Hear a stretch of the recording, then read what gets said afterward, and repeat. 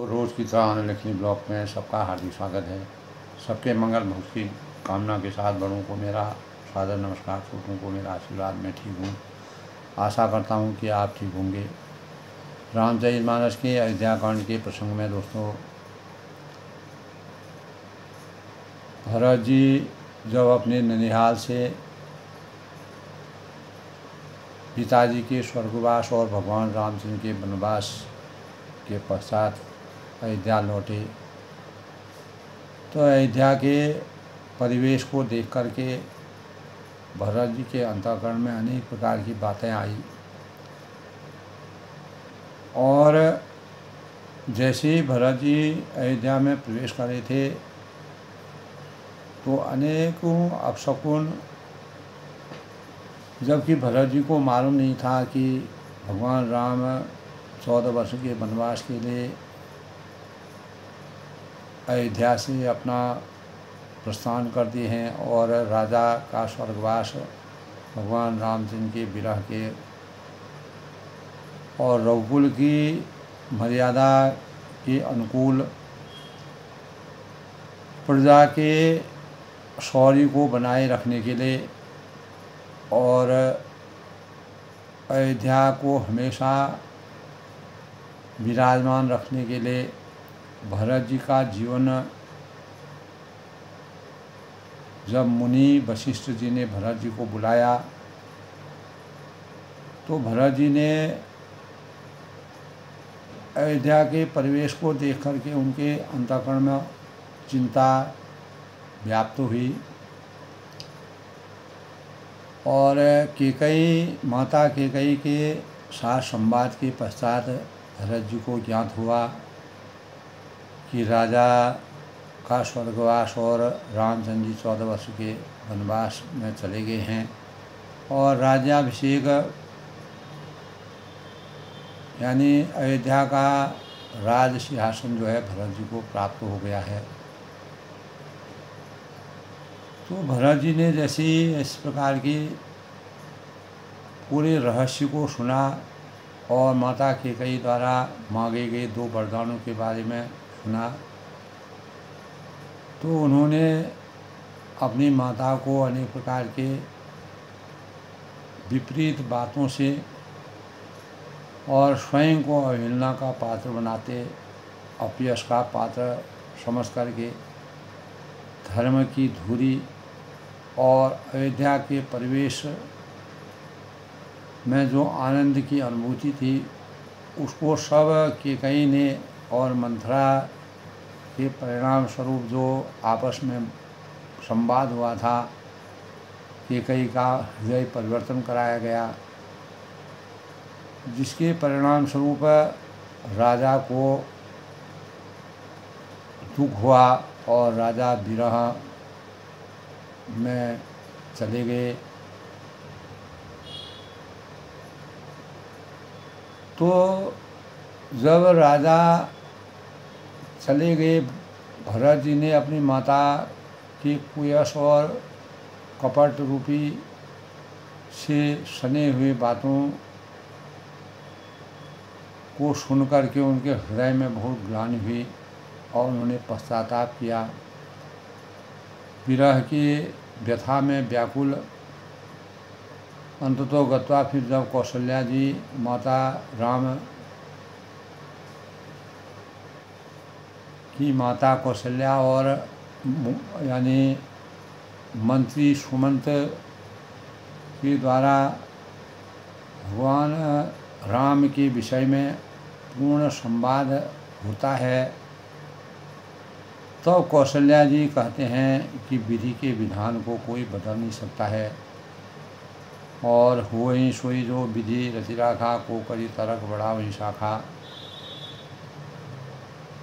रघुकुल की मर्यादा के अनुसार जिसको जिस कर्तव्य के लिए भगवान राम द्वारा जो कर्तव्यों का निर्वहन करना था उनको वन की प्राप्ति हुई और भरत को अपने कर्तव्यों के पालन के लिए अयोध्या के प्रजा की रक्षा करना, माताओं की सेवा करना और सब परिवार की और राम और लक्ष्मण के द्वारा दिए गए जो संदेश थे उन संदेशों को परिपूर्ण करना।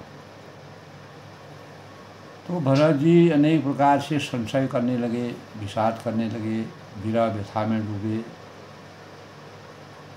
माता कौशल्या और वशिष्ठ जी कुल गुरु वशिष्ठ ने उनको बहुत समझाया और समझा करके अनेक प्रकार के उदाहरण दिए। और माता कौशल्या ने कहा कि राजा जो हैं धर्म की धुरी हैं, और वशिष्ठ जी ने दशरथ जी के प्रतापी होने और यश के पूर्ण पालक और धर्म की धुरी के लिए राजा ने अपने हृदय से जो है भगवान रामचंद्र के प्रति जो स्नेह और आस्था के भाव थे, पुत्र मोह उनके अंतःकरण में विराजा, जिसके परिणाम स्वरूप वह स्वर्ग को सिधार गए। धर्म अर्थ काम मोक्ष की प्राप्ति हो जाने के पश्चात राजा ने अपने अंतःकरण में कहा कि मुझे अब इस जीवन से मोह नहीं है।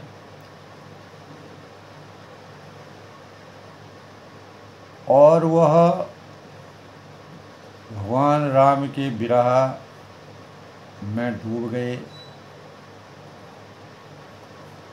तो राजा का अंत होने के पश्चात भरत जी बिलखते हैं, संताप करते हैं, दुखी होते हैं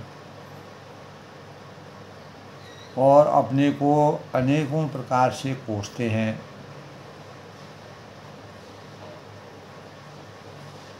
वशिष्ठ जी और कुल गुरु वशिष्ठ जी, सुमंत जी और कौशल्या जी राजा के अनेक प्रकार के किए गए सुयश के कार्यों और रघुकुल की मर्यादा के अनुसार नीतिगत बातों से भरत जी के अंतःकरण को परिवर्तित करके,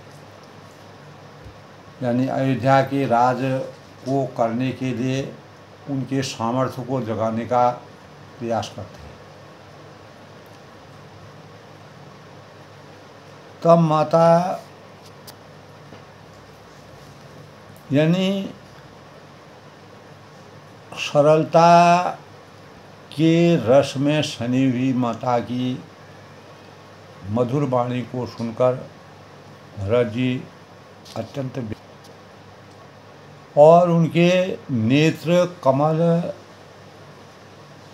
कमल के समान जो नेत्र थे उनमें आंसू भर आते हैं और हृदय में विरह रूपी नवीन अंकुर को सींचने का जो भाव पैदा होता है। तो नेत्रों के आंसू से उनके वियोग और दुख को बहुत ही बड़ा कर उन्हें अत्यंत व्याकुल दुखी कर दिया। तो उनकी यह दशा देखकर उस समय सबको अपने शरीर की सुध सब भूल गए। तो तुलसीदास जी ने जो हृदयस्पर्शी वर्णन रामचरितमानस के अयोध्याकांड में भगवान राम के वनवास और राजा के स्वर्ग लोक सिधार करने के पश्चात स्वाभाविक प्रेम की जो सीमा भरत जी के अंतःकरण में सभी के प्रति आदर पूर्वक वह जो उनको समझाता है, बुझाता है, नीतिगत बातें करता है और उनके पिताजी के मान सम्मान की बातें करता है, तो वह अत्यंत सुख का अनुभव तो करते हैं। लेकिन भरत कमल कर जोर धीर, यानी धीर धुरंधर धीर धरी, माता कौशल्या और गुरु वशिष्ठ और सुमंत्र जी मंत्री के द्वारा समझाने बुझाने पर भरत जी के अंतःकरण में अनेक प्रकार के विचारों का प्रवेश होता है, जिसके परिणाम स्वरूप तभी कहा है धीर धुरंधर धीर धरी भरत कमल कर जोरी देत उचित उत्तर सबहि वचन अमीय जनो बोल। यानी धैर्य की धुरी को धारण करने वाले भरत जी धीरज धरकर कमल के समान हाथों को जोड़कर वचनों को मानो अमृत से डुबाकर सबको उचित उत्तर देने लगे।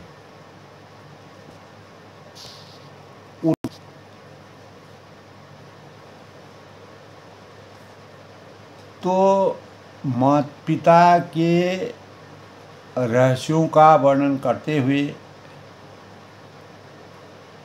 राजा के वचन जो प्रिय वचन थे, प्राण प्रिय नहीं थे, राजा वचनों के संकल्पों के पूर्ण मापदंड के रूप में अपने जीवन की सामर्थ्य को लगा देते थे और उन्हें प्राण प्रिय नहीं थे, क्योंकि रघुकुल रीत सदा चली आई प्राण जाए पर वचन न जाए। वचनबद्धता उनके जीवन का सबसे सर्वोपरि रहस्य था। इसीलिए हे तात पिता कौशल्या जी कहते हैं पिता के वचनों का प्रमाण सत्य करो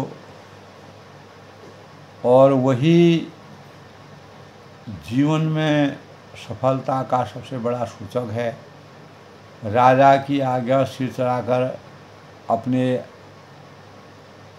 जीवन के जो कर्तव्यों का निर्वहन करके तुम्हारी सब तरह से भलाई इसी में है कि अयोध्या का राज पिता के द्वारा दिए गए वरदान के परिणाम स्वरूप अयोध्या का राज करो जब तक भगवान राम वन से वापस नहीं आते। क्योंकि उन्होंने उदाहरण दिया कि परशुराम जी ने पिता की आज्ञा को हमेशा सर्वोपरि माना और माता को भी उन्होंने मार डाला। एक बार ऐसा भी प्रसंग है। सब लोकों में, तीनों लोकों में इस बात को साक्षी माना गया है कि राजा ययाति के पुत्र ने पिता को अपनी जवानी दे दी। ऐसे भी प्रसंग हमारे शास्त्रों में है। पिता की आज्ञा पालन करने से उन्हें पाप और अपयश नहीं मिलता है, किसी प्रकार का अपयश का भागी वो नहीं बनता है। जो अनुचित और उचित विचार छोड़कर पिता के वचनों का पालन करो और सुख और सुयश के पात्र होकर अंत में इंद्रपुरी स्वर्ग में राजा निवास करते हैं, उनकी आत्मा को शांति मिलेगी। राजा का वचन अवश्य सत्य करो, शोक समाप्त करके, त्याग करके और प्रजा का पालन करना। ऐसा करने से स्वर्ग में राजा संतोष पाएंगे और तुमको पुण्य और सुंदर यश मिलेगा, किसी प्रकार का कोई दोष नहीं करेगा। यानी हमारे जो वेद हैं, 4 वेद हैं, वेदों में प्रसिद्ध है और स्मृति पुराण आदि सभी शास्त्रों के द्वारा यह सम्मति है कि पिता जिसको दे वही राज तिलक का भागी बनता है। इसीलिए तुम राज्य करो। अयोध्या की विषम परिस्थिति के परिणाम स्वरूप प्रजा के हित के लिए किसी प्रकार की ग्लानि को छोड़ करके सभी प्रकार की बातों को त्याग कर हमारे वचनों के अनुसार अपने मन को बदलो।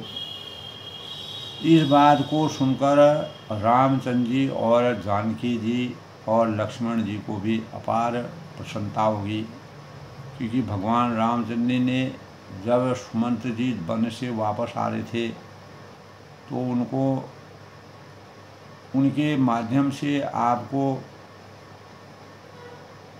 अयोध्या के राज्य में सभी प्रजा के सुख के कार्यों को सही ढंग से अनुपालन करने के लिए आप सुमंत के द्वारा भेजे गए संदेश में यह उनकी प्रथम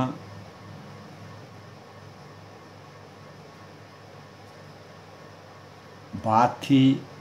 और इसे अनुचित किसी प्रकार से भी अनुचित समझना, कौशल्या जी आदि तुम्हारी सब माताएं और प्रजा के सुख के लिए, यानी वशिष्ठ जी ने, माता कौशल्या जी ने, मंत्री सुमंत जी ने, सभी लोग अगर आप सही इस प्रकार से राज्य करोगे तो सब सुख का अनुभव करेंगे। और जो तुम्हारे और श्री रामचंद्र जी के श्रेष्ठ संबंध, आपसी भाईचारा, भ्रातृत्व प्रेम सबको प्राप्त हो जाएगा, पता चल जाएगा, वह सभी प्रकार से तुम्हारा भलाई, इसमें सब प्रकार से आपकी भलाई है। श्री रामचंद्र के लौट आने पर वशिष्ठ ने कहा कि उन्हें अपना राज सौंप देना और सुंदर स्नेह से उनकी सेवा कर। मंत्री हाथ जोड़कर कह रहे हैं, सुमंत जी, गुरु जी की आज्ञा का अवश्य ही पालन करना। गुरु वशिष्ठ ने जो बातें कही थी उनका हृदय से सम्मान करना। रघुकुल के से लौट जाने पर जैसा उचित होता वैसा ही कीजिएगा। कौशल्या जी भी धीरज धरकर कह रही हैं कि हे पुत्र, गुरु जी की आज्ञा पथ्य रूप है, उसमें जान है और भावी जीवन के लिए सबसे सुयश रास्ता है और उनका आदर करना चाहिए, मान सम्मान रखना चाहिए, उनकी बातों को मानना चाहिए। हित उनके सभी प्रकार से अपना हित मानकर उनका पालन करना चाहिए और काल की गति को जानकर, विधाता की गति कभी अनुकूल होती है कभी प्रतिकूल होती है, तो प्रतिकूल अवस्था में काल की गति का ध्यान रखते हुए अनेक प्रकार के दुखों को त्याग कर सुंदर रास्ते का चयन करना चाहिए जो नीति संगत हो। रघुनाथ जी वन में हैं, महाराज स्वर्गलोक का राज्य करने के लिए चले गए हैं। और हे तात, तुम इस प्रकार परेशान हो रहे हो कि हे पुत्र, कुटुंब, प्रजा, मंत्री और सब माताओं के सबके एक तुम ही सहारे हो। तो विधाता को प्रतिकूल और काल को कठोर देखकर धीरज हो। लखी विधि बाम काल कठिनाई, धीरज धरऊँ मात बलि जाए। कल के प्रसंग में था दोस्तों, शिर धैर्य गुरु आयसु अनुसरहूँ, प्रजा पाल परिजन दुख। यानी विधाता को प्रतिकूल और काल को कठोर देखकर ऐसे समय में धीरज धरना। माता तुम्हारी बलिहारी जाती हैं और गुरु की आज्ञा को शिरोधारी कर उन्हीं के अनुसार कार्य करना और प्रजा का पालन करना, कुटुंबियों के दुख को हरना, यही तुम्हारा सर्वोपरि कार्य है। भरत जी ने गुरु के वचनों और मंत्रियों के अभिनंदन अनुमोदन को सुना, माता की बातों को सुना, उनके हृदय में मानो चंदन के समान। जिस प्रकार चंदन अगर माथे पर लगाया जाता है तो हम शीतलता का अनुभव करते हैं, ऐसी बातों को सुनकर के उनका अंतःकरण शीतल हुआ। शील, स्नेह और सरलता के रस में माता कौशल्या की कोमल वाणी को वह सुनते हैं, उसको विचारते हैं, मंथन करते हैं।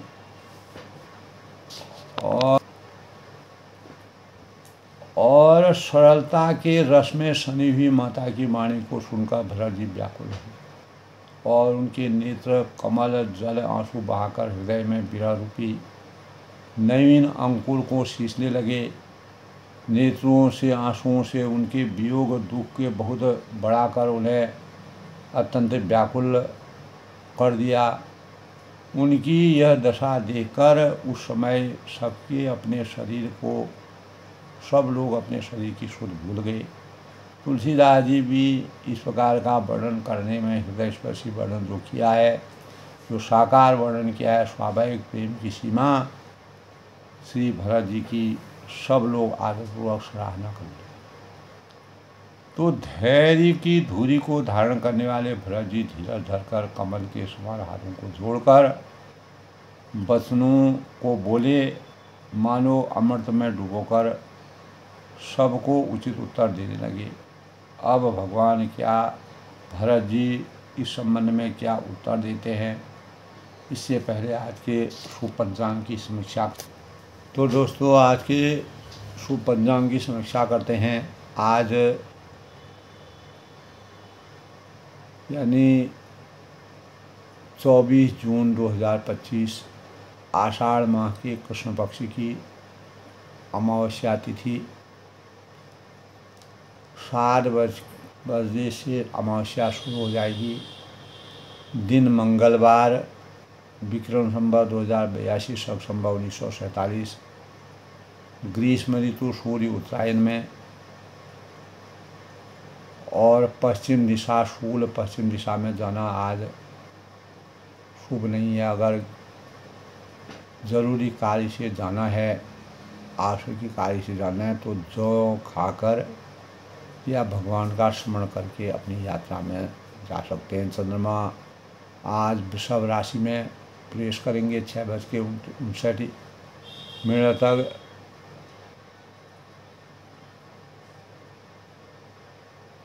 आज दोस्तों अमावस्या की तिथि है और नक्षत्र रोहिणी नक्षत्र है। 12:55 से योग आज शूल योग 9:35 से कर्ण वृष्टि 8:34 तक। आज के शुभ मुहूर्त की बात करें तो अभिजीत मुहूर्त आज 11:53 से 12:46 तक। ब्रह्म मुहूर्त आज 4:04 से 4:44 तक। अमृतकाल 10:01 से 11:27 तक।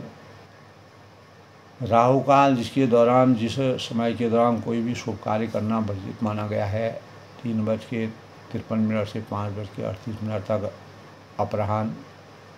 सूर्य उदय आज 5:25 तक होंगे और सूर्यास्त 7:23।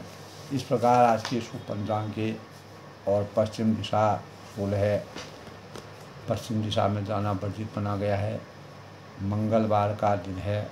मंगल भवन अमंगलहारी, माँ सही जही जबरपुरारी, दीन दयाल विषंभारी, हरहु नाथ मम संकट भारी। तो मंगल का मतलब शुभ होता है। मंगल को करने वाले, अमंगलों को हरने वाले हनुमान जी की पूजा, विधिवत पूजा करना मंगलवार को शुभ माना गया है। और मंगलवार जो है वह मंगल ग्रह और हनुमान जी को समर्पित है। भगवान रामचंद्र जी ने मंगलवार के दिन हनुमान जी से अपनी मुलाकात करके उनका आपस में मिलन हुआ था। इसीलिए मंगलवार को भगवान राम चरितमानस और हनुमान चालीसा का पाठ करना शुभ माना जाता है। मंगलवार की प्रकृति उग्र होती है। यह दिन हनुमान जी को समर्पित है। मंगल देव को भी समर्पित यह दिन प्रत्येक कार्य में मंगलकारी परिणामों का द्योतक और मंगलवार को उपवास रखना, उपवास को विधि विधान से करना, हनुमान जी का व्रत उपवास करके हनुमान जी को बेसन के लड्डुओं का भोग लगाकर माला अर्पण करते हुए भगवान हनुमान जी को श्री गुरु चरण सरोज निज नमक सुधार वर्णो रघुबर विमल जसो जोदाय प्रचार बुद्धिहीन तन जानकी सुमिरो पवन कुमार बल बुद्धि विद्या धीमहि हरऊँ कलेश विकार। तो हनुमान चालीसा में 40 चौपाइयाँ हैं। उन चौपाइयों का अध्ययन करना चाहिए। उनका भगवान हनुमान जी का स्मरण करना चाहिए। हनुमान जी द्वारा किए गए कार्यों का हमें हनुमान चालीसा में सब अष्ट सिद्धि नवनीत की दाता अकबर जानकी माता राम रसायन तुम्हें पासा सदा रो रखकर की आशा।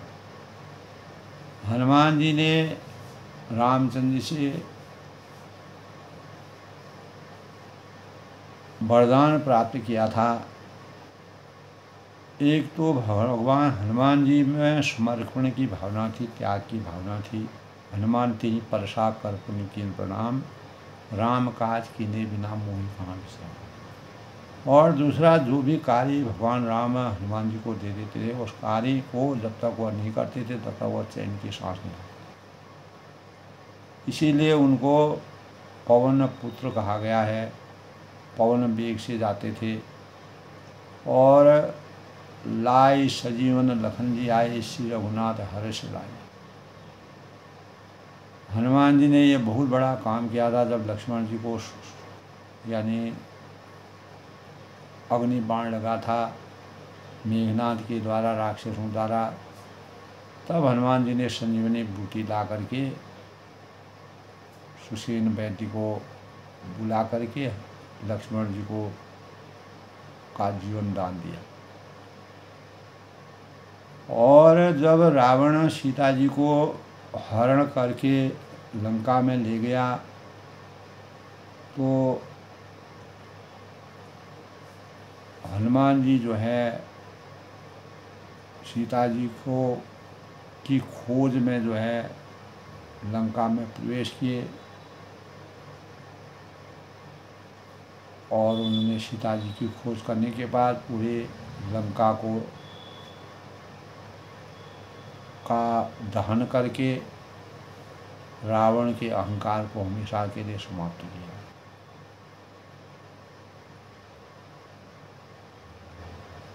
तो अष्ट सिद्धि नवनीत की दाता जानकी माता राम रसायन तुम्हें पासा सदा रो रखकर गया। तुम्हें भजन राम को भावे जन जन की दूसावे, अंतकाल रघुवर पुराई जहाँ जन्म हरि रखवाई। और देवता चित्तन ढई हनुमसी सरस्वती, संकट कटे मिटे सभी राजू सुनिए। तो हनुमान जी की उपासना मंगलवार के दिन करनी चाहिए। और हनुमान जी को भोग लगाना चाहिए, क्योंकि मंगल को जन्मे मंगल ही करने, मंगलमय राम रसायन दूनी पासा सदा रू रखकर की रासा।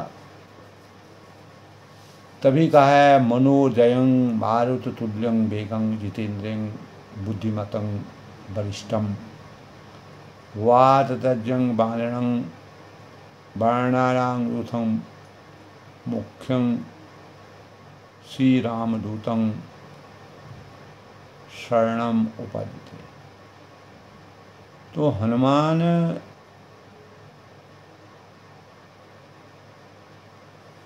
सुखों के और समृद्धि के दाता हैं और मनोकामनाओं की पूर्ण करने के मंगलकारी देवता है। मंगल के दिन जन्मे जो साधक होते हैं वह अत्यधिक वफादार होते हैं, भरोसेमंद होते हैं, कार्य के प्रति हमेशा तत्पर रहते हैं। ज्येष्ठ माह के मंगलवार के दिन ही भगवान श्री राम और हनुमान जी की मुलाकात हुई। इसी कारण इस माह में पड़ने वाले जितने भी मंगल होते हैं उसमें हनुमान जी और रामचंद्र जी की पूजा अर्चना की जाती है, उपवास किया जाता है और साहस को बढ़ावा मिलता है। मंगल ग्रह प्रबल ग्रह माना गया है। मंगल ग्रह का शास्त्रों में बड़ा ही महत्व है। हनुमान चालीसा का और सुंदरकांड का पाठ करना, हनुमान जी को चमेली का तेल और नमक का सेवन करना इस दिन वर्जित माना गया है। तामसिक भोजन करना वर्जित माना गया है। मेष व वृश्चिक राशि के स्वामी मंगल हैं। हनुमान जी की पूजा उपासना से मंगल दोष समाप्त होते हैं और हनुमान जी ने पहली बार रामचंद्र जी से श्रृंगेश्वर पर्वत पर ब्राह्मण के रूप में मुलाकात की थी। निष्काम भक्ति, किसी प्रकार के इच्छा और अपेक्षाओं से रहित अटूट विश्वास व समर्पण के भाव में थे। हनुमान जी का प्रमुख देव चार कारण भगवान हनुमान जी पर है और वह इसलिए सुपरमैन के रूप में भी माने जाते हैं। हनुमान जी का कलयुग में भी साक्षात रूप में दर्शन माना गया। हनुमान जी को भगवान रामचंद्र जी का वरदान था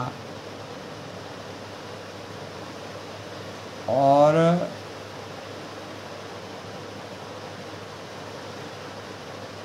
हनुमान जी समर्पण के भाव उनमें थे। रामचंद्र जी ने उनको अपना दूत बनाया। भक्तों की सहायता करना, तुरंत ही संकटों से मुक्ति करना, आज भी सशरीर हनुमान जी का वास पृथ्वी मंडल में माना जाता है।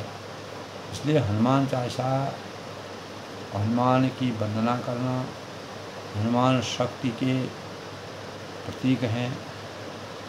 हमारे शास्त्रों में हनुमान जी 5 मतलब सभी देवताओं में शक्तिशाली माने गए हैं। भगवान रामचंद्र जी ने उनको वरदान अमरत्व का वरदान दिया था। इसलिए मंगलवार को जन्मे मंगल ग्रह हनुमान जी की पूजा मंगलवार को की जाती है।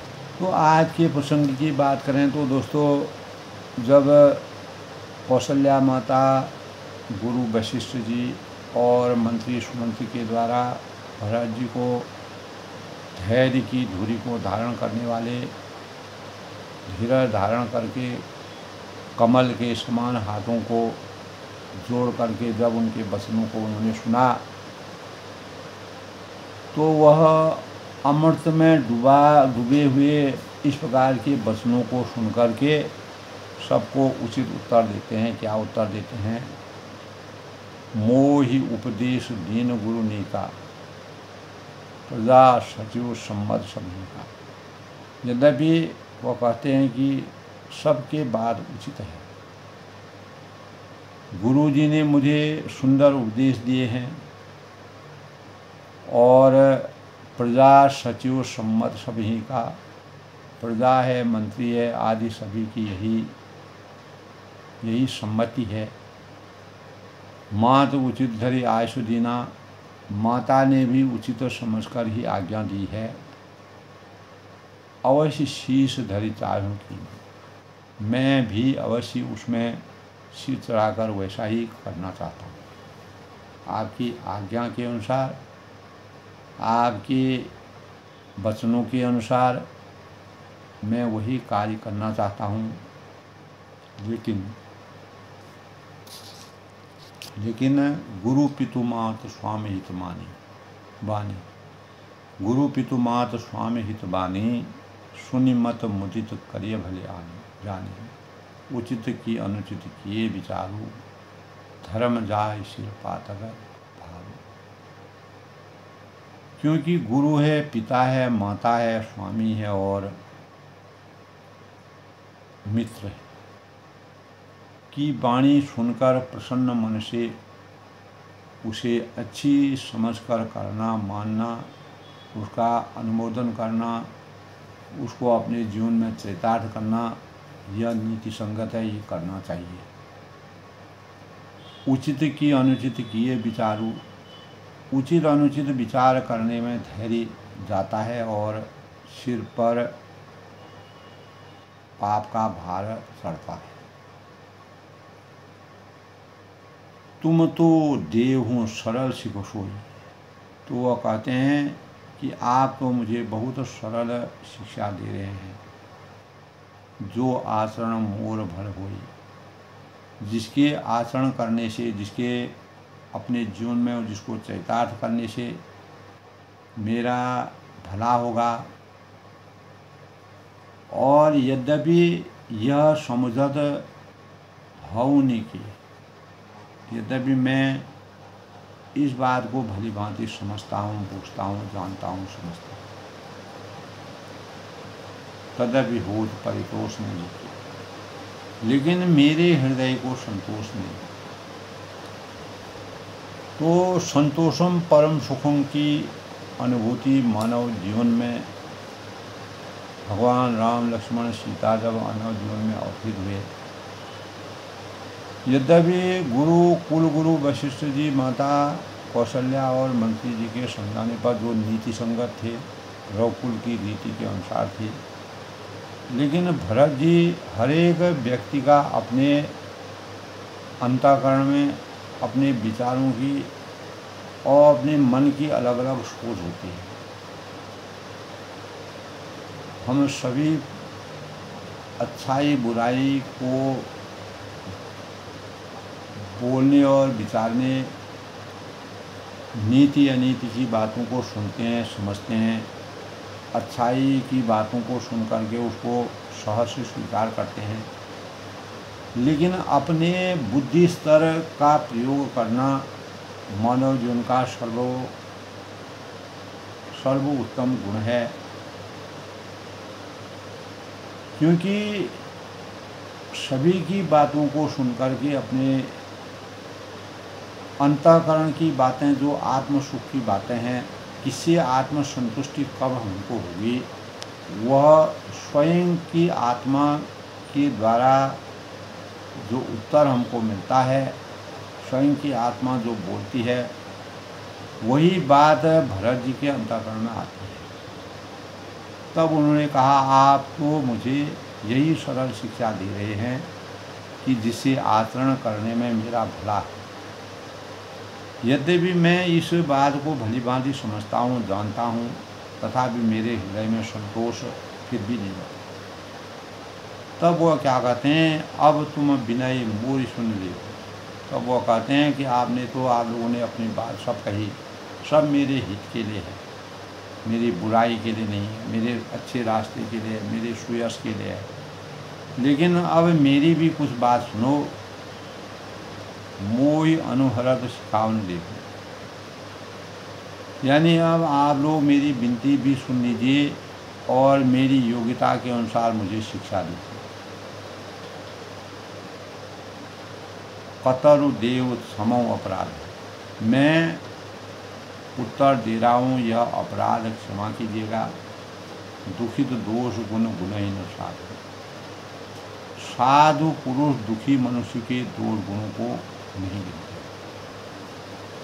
जो व्यथित लोग होते हैं, अगर वह बुराई गलत भी बोल देते हैं, जो सज्जन लोग होते हैं दुख के समय में, वह उनके दुख और गलत और सही का विचार न करके अपने को धैर्य धारण करते हैं। पितु, तब वह कहते हैं, पितु सुरपुरुषीय राम बना, पिताजी स्वर्ग में हैं, चले गए, और राम जो है वह वन में है। करण कहूँ मोहि राज, और मुझसे आप लोग कहते हैं कि आप राज्य करो, मुझसे आप राज्य करने के लिए कह रहे हैं। यही तय जानहु मोर हित, इसमें आप मेरा कल्याण तो समझते हैं और प्रजा का हित है, आप सभी लोगों का हित है। रघुकुल की रीति के अनुसार सम्मति है। यही तय जानहु मोर हित के आपन बड़ काज, लेकिन अपना कोई बड़ा काम होने की आशा रखते हैं या अपना कोई बड़ा काम करने की आशा रखते हैं।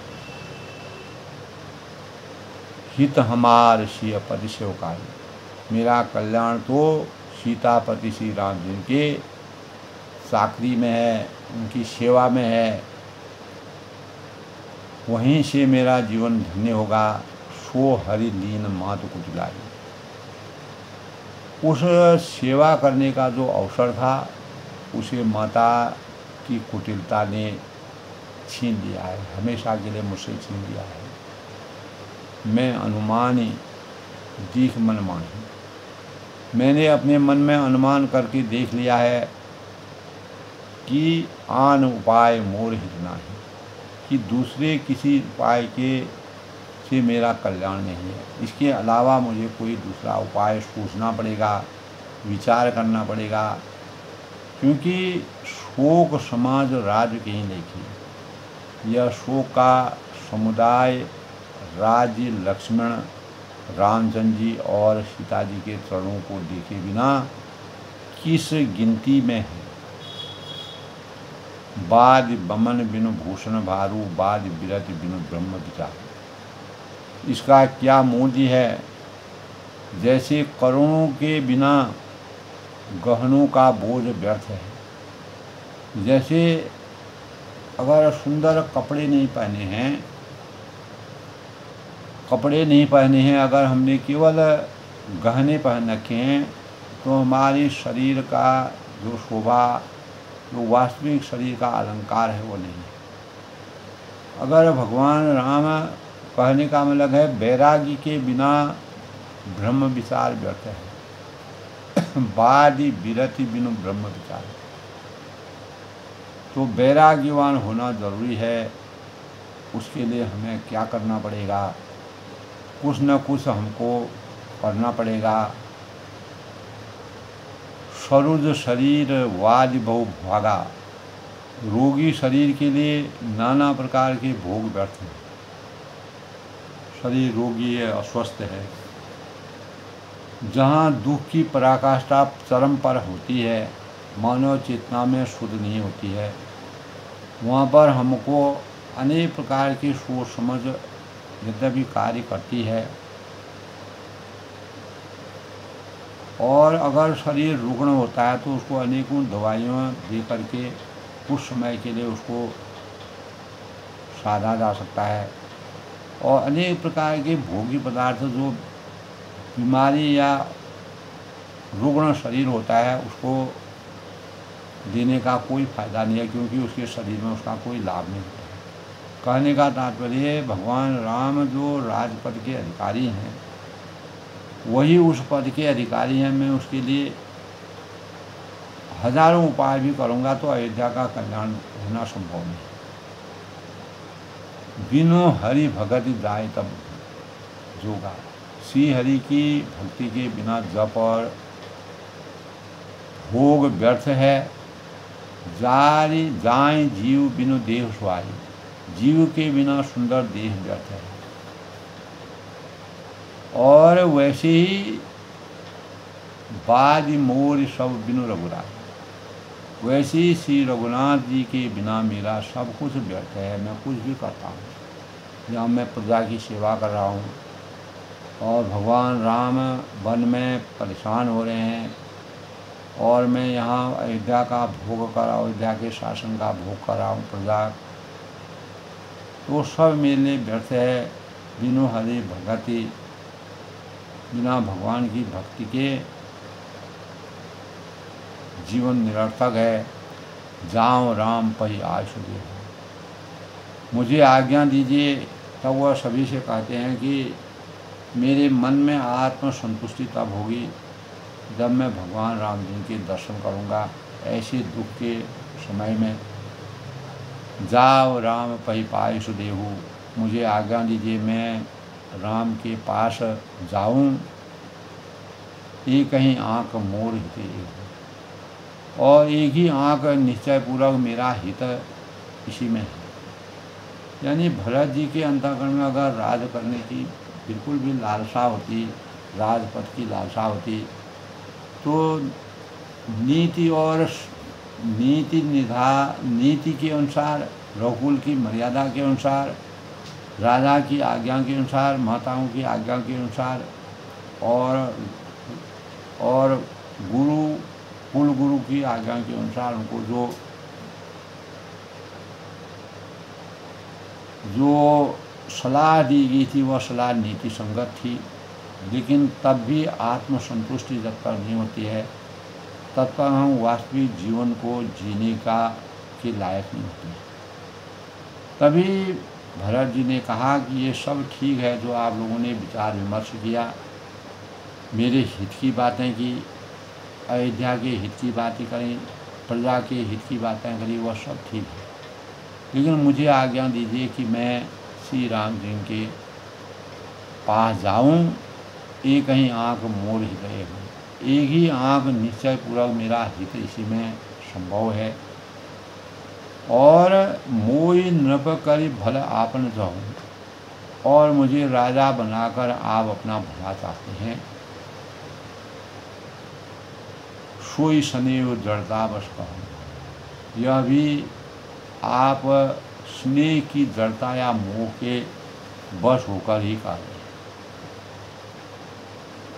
जैसे कलयुग में दोस्तों रोज लोग जो उच्च पदों को प्राप्त करने के लिए एक दूसरे के संपर्क में रहते हैं, सब कुछ छोड़ करके निजी हित के लिए अनेक प्रकार के कारनामे करते हैं।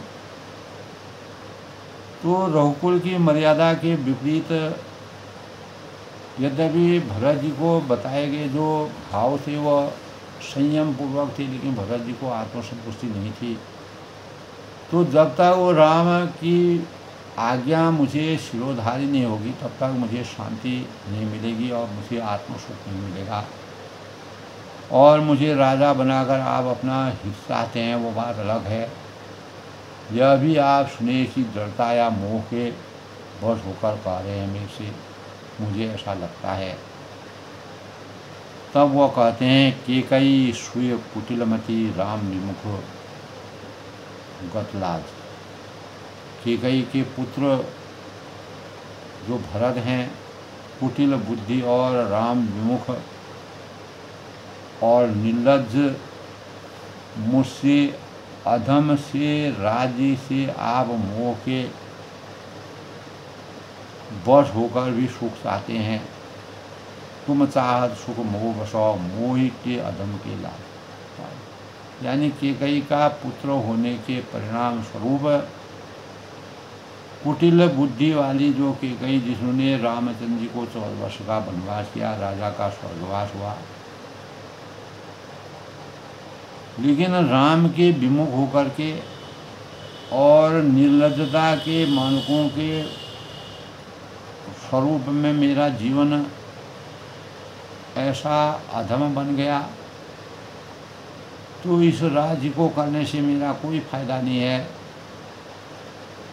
मैं उस सुख की प्राप्ति करना नहीं चाहता हूँ।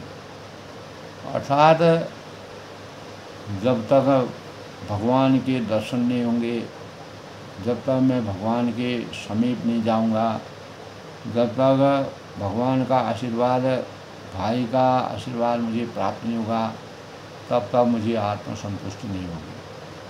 तो आत्मसंतुष्टि का स्वरूप जो है